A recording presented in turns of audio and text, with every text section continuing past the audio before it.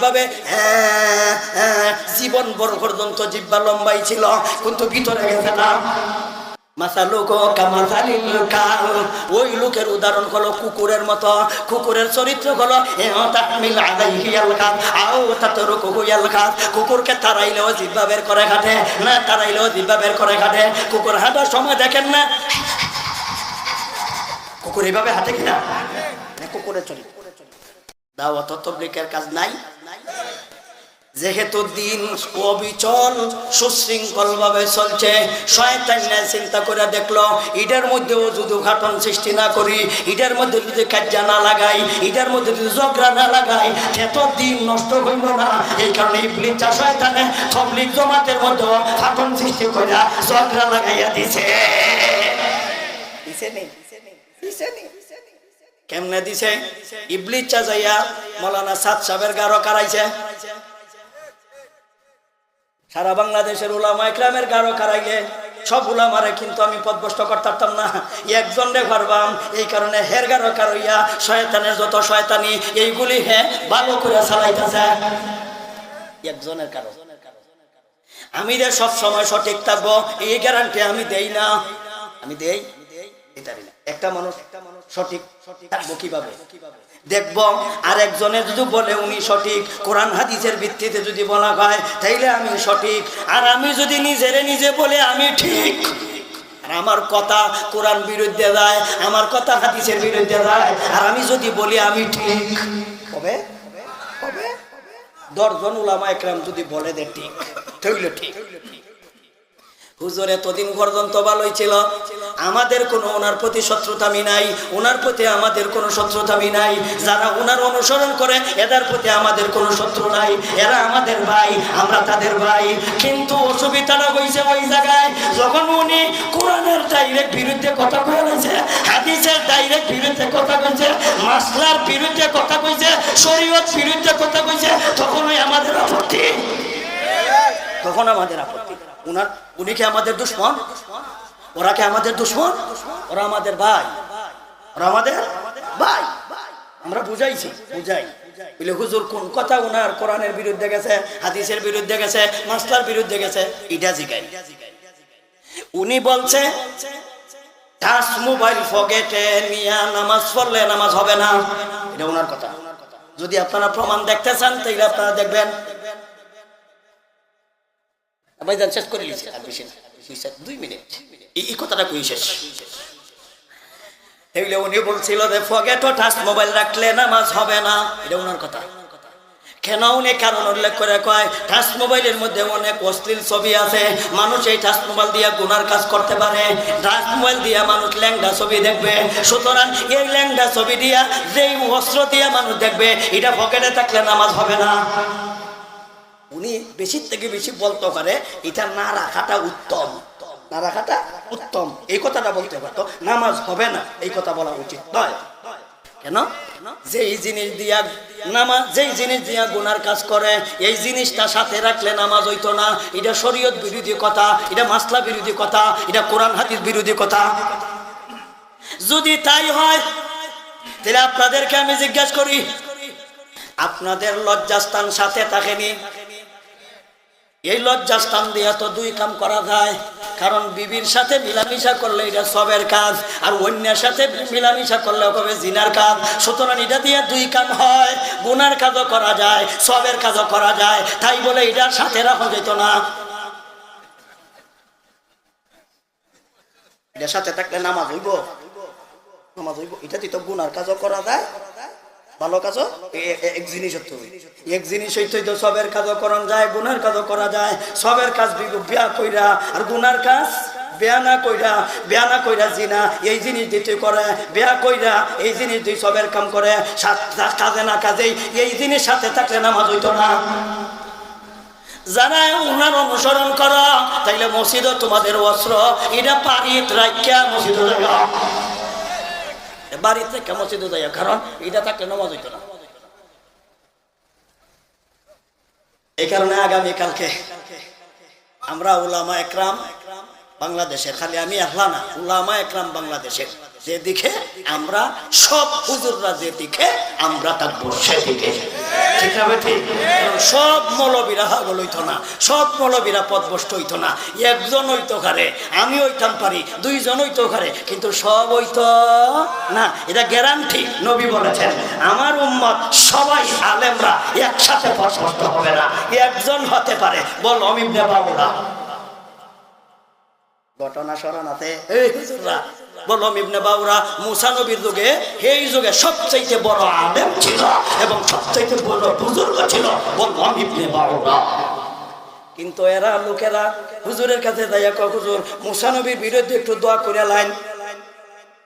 হুজুর কয় হ্যাঁ, কই নবী আর কই আমি সাধারণ ওলি, আমার দোয়া কি বেটা আল্লাহ শুনব?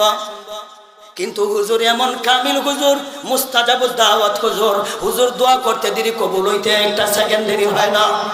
কারণ মুসা নবীর পরে যদি কোনো যোগ্য লোক স্থান পায়, ওই বললাম ইবনে বাউরা নামক লোকটা পাইছিল। কিন্তু বনি ইসরাইলরা মুসা নবীর সাথে যখন পারে না, ফেরাউনের বাহিনী যখন মুসা নবীর সাথে পারে না, শেষ পর্যন্ত এরা ওই হুজুরের কাছে যায়। হুজুরে যাইয়া তারা খুব কাজ মিনতি করলো, কাম হইছে না। শেষ পর্যন্ত এরা গেছে গা হুজুরের বিবির কাছে। হুজুরের বিবির কাছে গিয়া লক্ষ লক্ষ আপনার উপটৌকন, হীরা মুক্তা টৌকন, স্বর্ণরূপা টাকাগুলি উপহার দিয়া হুজুরকে, হুজুরের বিবির কাছে যাইয়া এইগুলি দিয়া বলল বিবি, বিবি সাহেব, আম্মা জান, হুজুর আইলে করে কইেন যে আমাদের পক্ষে একটু দোয়া করতো, মুসা নবীর বিরুদ্ধে একটু দোয়া করে নিত। এতগুলি টাকা হুজুর যখন বাড়িতে আইছে, কেতার তলে ঘুমাইছে, বেডি কইতাছে একটু দোয়া করে নিলে অসুবিধা কি, একটু দোয়া করে নিলে অসুবিধা কি, দোয়া করে লাইন। হুজুর কয় কি দোয়া? বনি ইসরাইলের পক্ষে একটু দোয়া করলে কি তো মুসা নবীর বিরুদ্ধে একটু করলে কি আপনি কি পাইছেন? কে দিয়েছে? মুসা নবী কে দিয়েছে? বাড়ি বিল্ডিং হয়েছে না, কি হয়েছে? মৌলবী গুলি দেখে লোভ সামলাইতে পারছে না। মৌলবী যখন লোভ সামলাইতে পারছে না, মৌলবী কিন্তু নিয়ত করে আলছে মুসা নবীর বিরুদ্ধে দোয়া করে লিত। মৌলবী সাংঘাতিক মৌলবী, কম মৌলবী ছিল না, মুস্তাজাবুদ দাওয়াত মৌলবী, দোয়া করতে দেরি কবুল হইতে দেরি না। শেষ পর্যন্ত মৌলবী দাঁড়াইছে, দোয়া করে লিত। এখন এরারে দাওয়াত দিছে যে তোমরা আমার সাথে আমিন কইবা, আমি দোয়া করব। নেতা বল, নেতার নাম যদি কও না তাহলে কিন্তু এরা বেজার হয়ে যায়।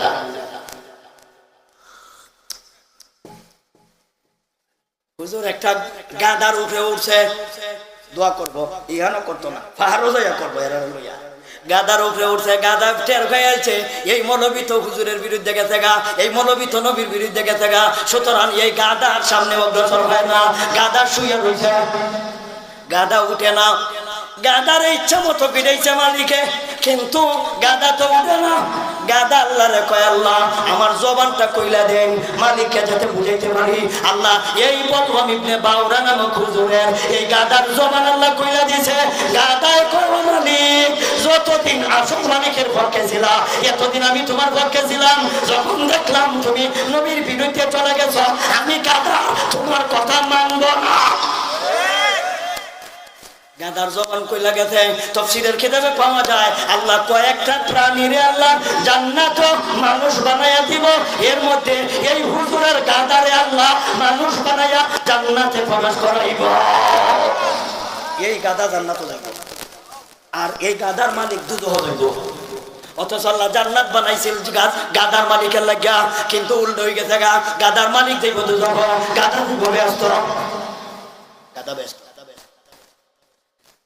তখন হুজুর গেছে, একটা যায় আমরা গাধা নেই না, একটা যায় আমরা, একটা যাওয়া শুরু করছে। নেতা ওরাও সাথে একটা যখন যাইতেছে, পাহাড়ের উপরে গেছে, পাহাড়ের উপরে যাইয়া কইতাছে ও রব্বে করিম আল্লাহ, মুসা নবীরে জয়দান কইল, আর নেতা বনি ইসরাইলের যত নেতা এরারে অপদস্থ কইল। নেতারা কই হুজুর তো উল্টা করে নিতেছ, জোরতগুলি টেহা দিলাম, দোয়া দিকে উল্টা, আমরা পক্ষে দোয়া করুন। দোয়া কয়ে নিছে এরা, কারণ হুজুর দোয়া করতে আল্লাহ মুসা নবীরে জয় দিও, আর এরারে তুমি ধ্বংস করল। নেতারা কো হুজুর দোয়া উল্টা যাইতে গেছে, আপনি আমার কথা কোন, আল্লাহ নেতাদেরকে জয় দাও, মুসা নবীরে পরাজয় করো, এইটা কই? হুজুর কইতাছে শোনো, আমার নিয়ত ঠিক আছে, আমার নিয়ত ঠিক আছে, কিন্তু নবী মুসার নাম আমি উচ্চারণ যখন করি বিরুদ্ধে কথা যায় না, কারণ আমি কইলাম টাকার মালিক, আমি কইলাম পয়সার মালিক, আওয়ার মালিক, কিন্তু আমি তো জিব্বার মালিক না, আমি জিব্বা দিয়ে উচ্চারণ করি তোমরার কথা, জায়গা তোমরা বিরুদ্ধে, এটা আমার কিছু করার নাই, তবে আমার নিয়ত পাওয়া, নিয়ত নিয়ত বলা, আমার মন কিন্তু তোমার পক্ষে, আমার মন তোমার পক্ষে। কোরআনের আয়াত আছে, কোরআনের আয়াত আছে, আসেনি ঘটনা কোরআন, আসেনি কোরআন। আল্লাহ বলেন মাতালুহু কামাতালিল কালব, মাতালুহু কামাতালিল কালব তাহমিল আলাইহি আলকাল আও তাতরুকুহু ইয়ালহাস। এর কথাই আল্লাহ বলেছে, এর আল্লাহ এমন বানাইছে, জিহ্বাটাকে আল্লাহ বের করলো, একটা ঠোঁট কপালে, আরেকটা ঠোঁট হলো বুকে, জিহ্বাটা কুকুরের মতো বের করাইয়া এইভাবে জীবন ভর পর্যন্ত জিহ্বা লম্বাই ছিল, কিন্তু ভিতরে গেছে না। আল্লাহ বলেন জিহ্বার মালিক তুমি না, জিহ্বার মালিক আমি, যেন তেন জায়গায় জিহ্বা ব্যবহার করো না, মরার আগে জিহ্বা বার করে রাখবা, ভিতরে ঢুকে যাচ্ছে না। ওই লোকের উদাহরণ হলো কুকুরের মতো, কুকুরের চরিত্র হলো কুকুরকে তাড়াইলেও জিহ্বা বের করে ঘাটে না, তাড়াইলেও জিহ্বা বের করে ঘাটে। কুকুর হাঁটার সময় দেখেন না, কুকুর এইভাবে হাঁটে কিনা, কুকুরের চরিত্র। কথায় কথায় অনেক দূর চলে গেলাম,